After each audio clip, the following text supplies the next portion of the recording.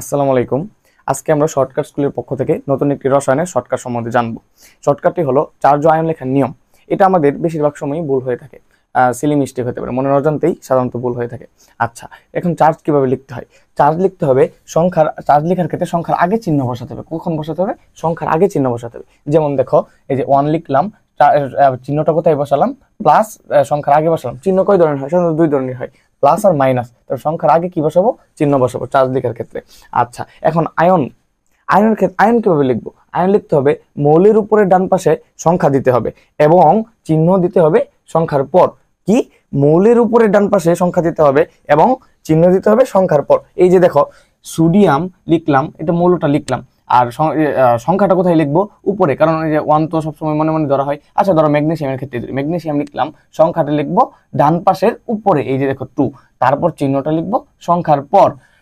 Same to same ক্লোরিনের সাথে। আচ্ছা, তার মানে আমরা কি পয়েন্ট কি জানলাম? কি পয়েন্টটা হলো আমাদের চিহ্ন চার্জের আগে বসবে, আয়নের পরে বসবে। এটা হচ্ছে আমাদের কি পয়েন্ট। এইটুকু আমাদের মনে রাখলেই চার্জ ও আয়ন লেখার আর কোনোদিন ভুল হবে না।